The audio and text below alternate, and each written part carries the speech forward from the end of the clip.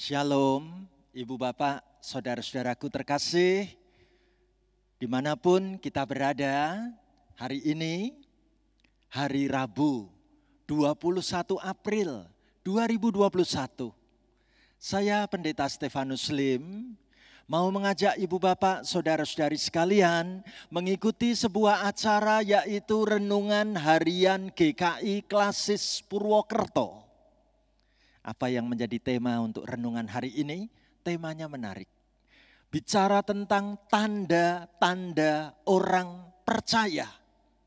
Nanti kita akan mendalami firman Tuhan dari Injil Markus pasal 16 ayat 17 dan ayat 18. Nah, Ibu Bapak, saudaraku terkasih, mari sebelum kita mengawali acara ini, saya mau mengajak Ibu Bapak, Saudara-saudari bernyanyi penuh semangat. Ada sebuah lagu mengatakan, dalam nama Yesus ada kemenangan. Ayo kita nyanyi penuh gembira, kita nyanyi penuh sukacita bersama-sama dengan saya. Demikian. Mari saudara-saudaraku, kita nyanyi penuh semangat, penuh gembira bersama-sama. Dalam nama Yesus, dalam nama Yesus ada kemenangan. Dalam nama Yesus, dalam nama Yesus iblis dikalahkan. Dalam nama Tuhan Yesus siapa dapat melawan? Dalam nama Tuhan Yesus ada kemenangan. Mari saudaraku, kembali kita nyanyikan lagu ini lebih bersemangat, penuh sukacita. Dalam nama Yesus, dalam nama Yesus ada kemenangan. Dalam nama Yesus, dalam nama Yesus iblis dikalahkan. Dalam nama Tuhan Yesus siapa dapat melawan? Dalam nama Tuhan Yesus ada kemenangan. Sekali lagi yuk, kita nyanyi penuh gembira, penuh semangat. Mari bersama-sama kita bergembira menyanyi. Dalam nama Yesus, dalam nama Yesus ada kemenangan. Dalam nama Yesus, dalam nama Yesus iblis dikalahkan. Dalam nama Tuhan Yesus siapa dapat melawan? Dalam nama Tuhan Yesus ada kemenangan. Amin. Tiba saatnya bagi kita untuk mempersiapkan hati menyambut pelayanan firman Tuhan dengan kita berdoa. Mari kita berdoa bersama. Kami datang kepadamu Tuhan, membawa kerinduan hati kami untuk membuka diri terhadap kebenaran firman-Mu. Biarlah pada renungan harian saat ini kami menjumpai kebenaran firman-Mu yang akan mengajar dan mendidik kami, memberikan pengetahuan iman yang benar dalam hidup kami. Pakailah hamba-Mu menaburkan benih firman-Mu, siapkan kami semua dari rumah masing-masing, mengikuti siaran ini dan menerima renungan firman-Mu, memberkati hidup kami. Dalam nama Tuhan Yesus, kami sambut pelayanan firman Tuhan, memberkati hidup kami satu persatu. Haleluya. Amin. Ibu Bapak, saudaraku yang terkasih, inilah tema renungan harian saat ini, tanda-tanda orang percaya. Markus 16 ayat 17 sampai dengan ayat 18, saya ajak Ibu Bapak, Saudara-saudari dari rumah masing-masing ikut membaca, mengucapkan firman Tuhan bareng dengan saya ya. Ayo kita baca sama-sama firman Tuhan begini. Tanda-tanda ini akan menyertai orang-orang yang percaya. Mereka akan mengusir setan-setan demi namaku. Mereka akan berbicara dalam bahasa-bahasa yang baru bagi mereka. Mereka akan memegang ular dan sekalipun mereka minum racun maut, mereka tidak akan mendapat celaka. Mereka akan meletakkan tangannya atas orang sakit dan orang itu akan sembuh. Amin. Ibu bapak, saudaraku yang terkasih, menarik sekali pembacaan Alkitab hari ini. Namun sekaligus saya mau mengajak kita membaca dengan sangat kritis. Ibu bapak, saudaraku,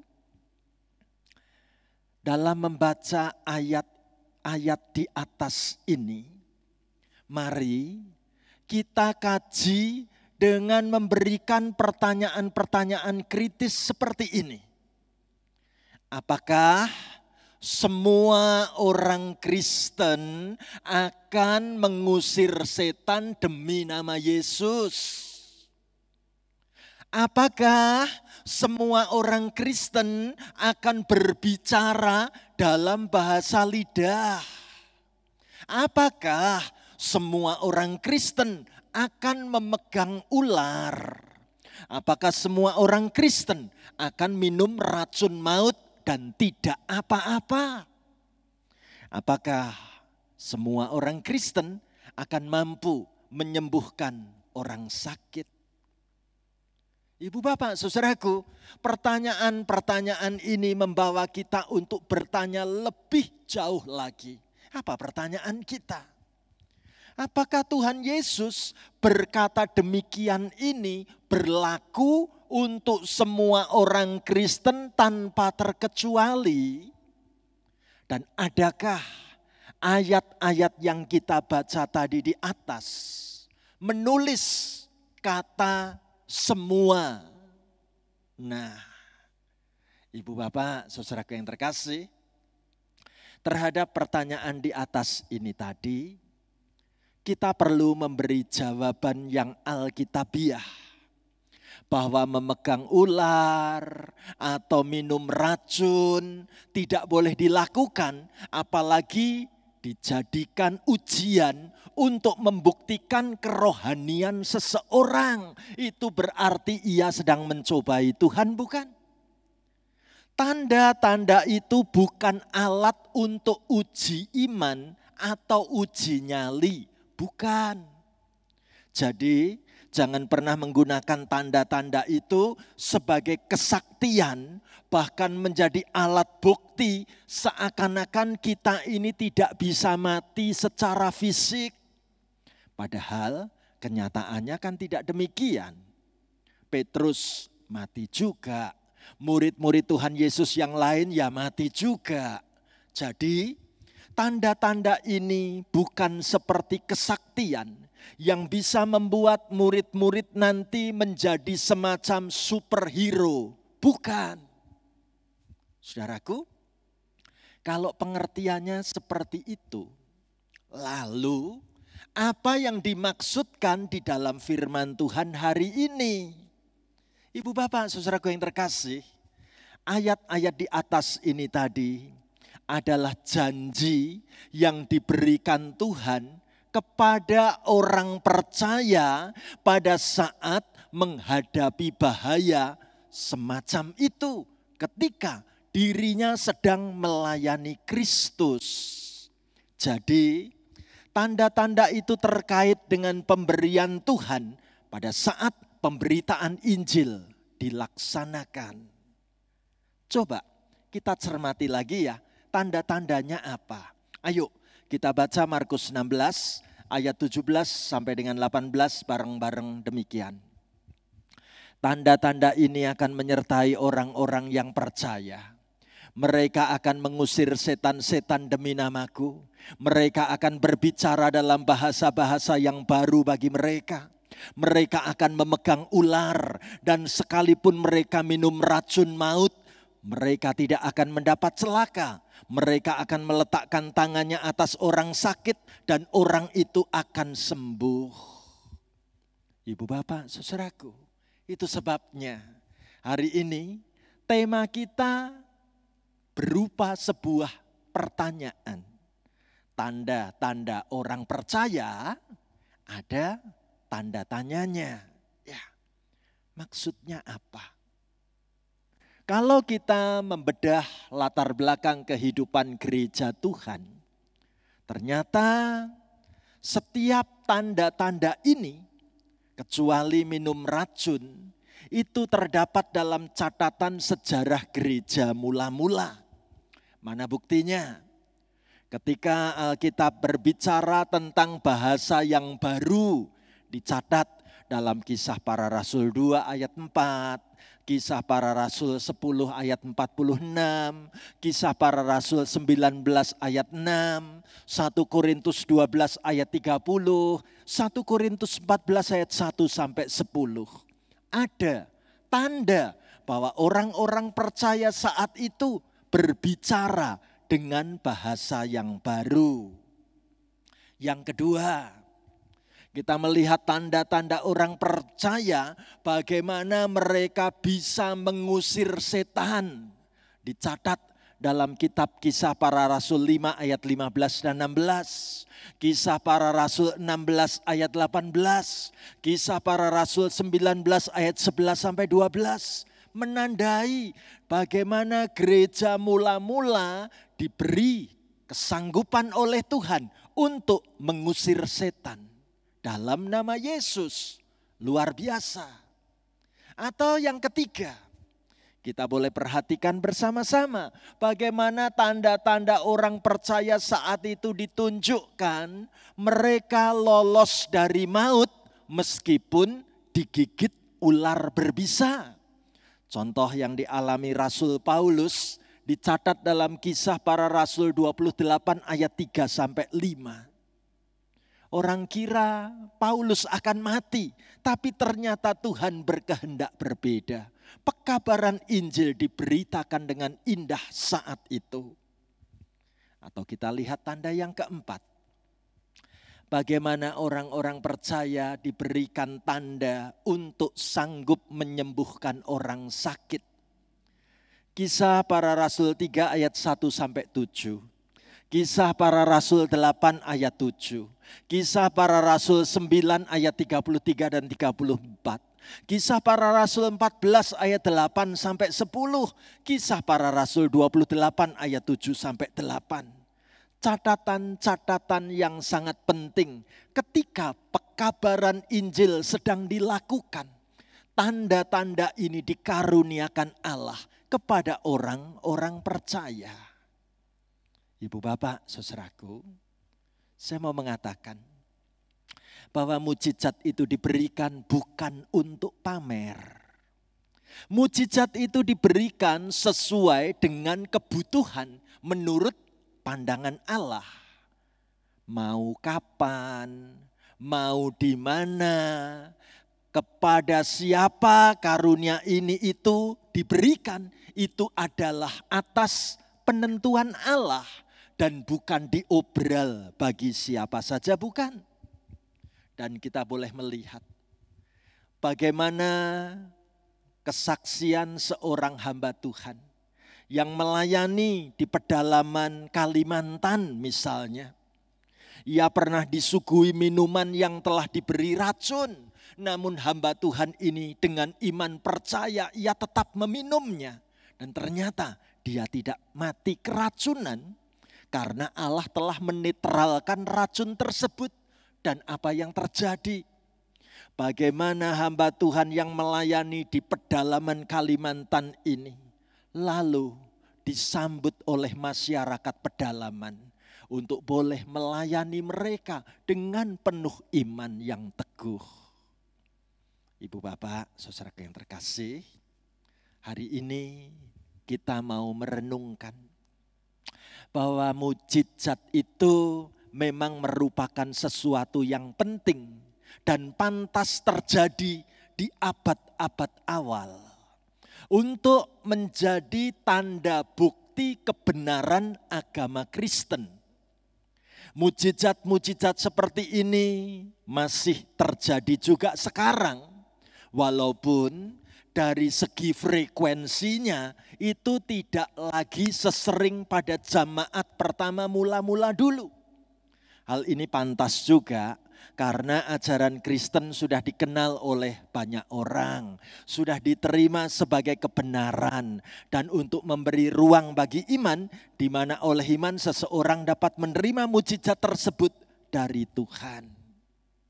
Ibu bapak, saudaraku, saya teringat dengan seorang yang bernama Santo Jerome, itu pernah mengajarkan demikian. Mujizat itu diperlukan pada saat awal untuk meneguhkan iman orang-orang.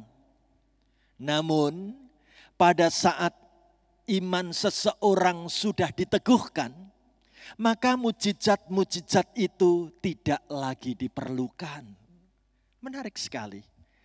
Tercatat dalam Commentary on Mark in Locke.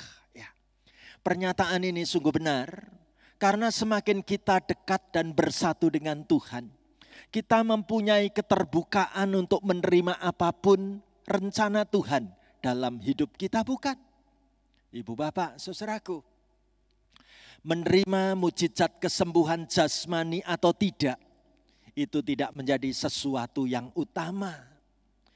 Atau hal melihat mujizat terjadi, melihat ada orang yang mengangkat ular, meminum racun tapi tidak celaka, itu tidaklah menjadi berpengaruh terhadap iman mereka. Pendeknya, orang yang sungguh beriman itu tidak lagi mementingkan mujizat-mujizat lahiriah, tetapi justru lebih memusatkan perhatiannya terhadap hal-hal rohani. Sebab ia mengetahui bahwa pada akhirnya segala yang rohani dan surgawi merupakan sesuatu yang lebih penting dan mengatasi hal-hal yang bersifat jasmani, bukan? Ibu bapak, saudaraku, seorang hamba Tuhan menulis, sebab orang-orang yang menerima mujizat jasmani suatu saat tidak akan menerimanya lagi. Dan akan ada saatnya semua orang akan menghadap Allah. Maka yang terpenting pada akhirnya adalah bagaimana mempersiapkan hati jika saat itu tiba. Sebab pada akhirnya orang-orang beriman akan kembali ke rumah Bapa hanya membawa ketiga hal ini: iman, pengharapan, dan kasih. Dan yang paling besar di antaranya adalah kasih. Itu tercatat dalam 1 Korintus 13 ayat 13. Nubuat akan berakhir, bahasa roh akan berhenti, pengetahuan akan lenyap, tapi kasih tinggal tetap dan tidak berkesudahan. 1 Korintus 13 ayat yang ke-8. Indah sekali. Ibu bapak, saudaraku, kita perlu memahami bahwa bukan berarti gereja sekarang tidak disertai Allah dengan mujizat-mujizat. Allah tetap bekerja melalui hamba-hambanya di sepanjang sejarah manusia. Di dalam sejarah gereja tidak terhitung mujizat-mujizat yang terjadi melalui orang-orang pilihannya. Maka bagi kita yang terpenting saat ini adalah bagaimana kita mengimani Tuhan Yesus dan menjalani kehidupan ini bersama dengan Tuhan Yesus dan tetap selalu di dalam Dia.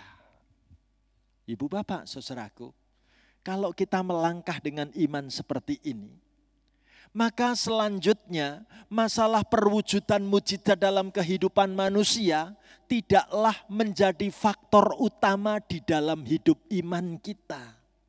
Sebab kita tidak perlu melihat mujizat dahulu baru kemudian percaya. Sebaliknya, kita sudah percaya dan kita serahkan kepada Tuhan perihal mujizat tersebut. Jika dipandangnya berguna bagi iman kita, Tuhan pasti dapat memberikannya. Namun jika tidak, tidaklah menjadi masalah. Sebab Tuhanlah yang dengan kebijaksanaannya memahami yang terbaik bagi setiap kehidupan umatnya, bukan? Saya rindu iman kita bertumbuh dan terus bertumbuh. Bukan karena memiliki tanda-tanda mujizat, tidak. Tapi karena Tuhan Yesus hidup di dalam diri kita setiap waktu. Amin. Ibu bapak, saudaraku, biarlah mulai hari ini kita yakin Tuhan memperlengkapi setiap orang percaya dengan tanda-tanda khusus. Tiap orang berbeda-beda. Yang pasti imannya tetap terus berkobar-kobar, dipakai dan dipergunakan melayani Tuhan. Maukah kita melayani Tuhan dan diutus untuk melayani di dalam dunia ini sepenuh hati? Kalau kita katakan aku mau, saya ajak kita nyanyikan sebuah lagu. Kuutus kau mengabdi bagiku. Kita nyanyikan lagu ini bersama-sama.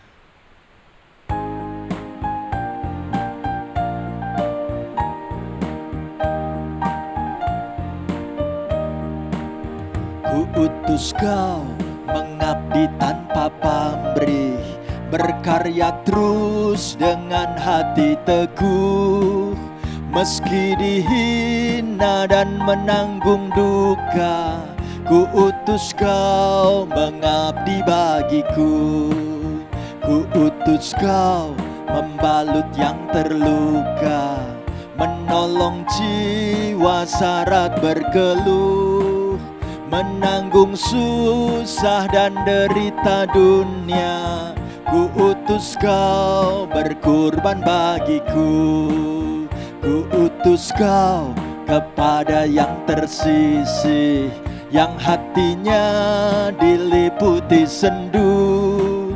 Sebatang kara tanpa handai taulan, kuutus kau membagi kasihku.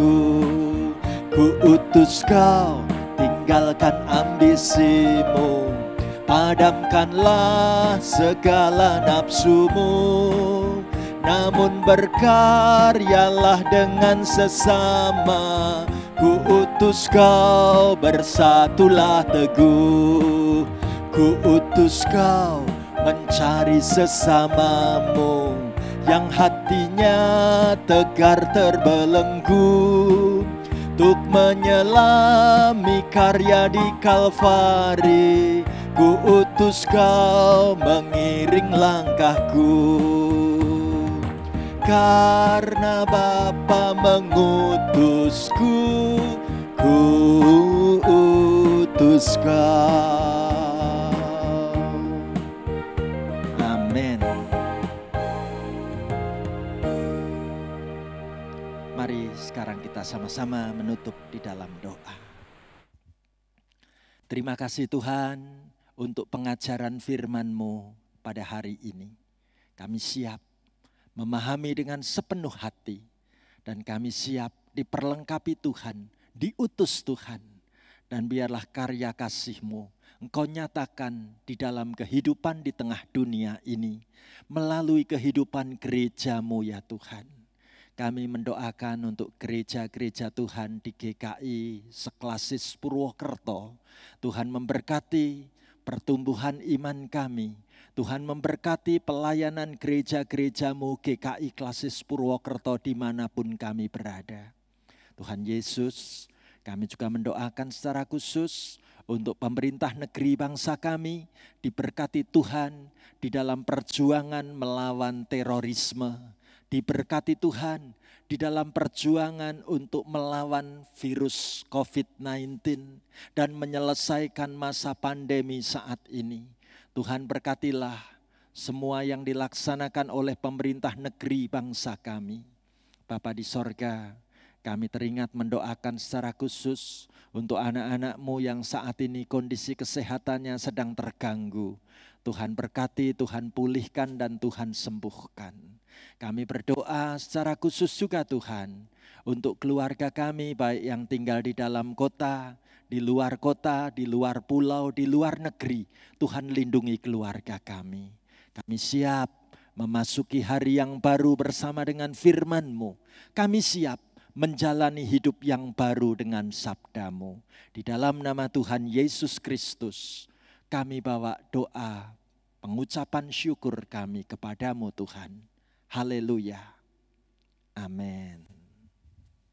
Demikianlah Ibu Bapak, saudara-saudaraku, Tuhan memberkati kehidupan kita selalu. Salam sehat dan sampai bertemu kembali.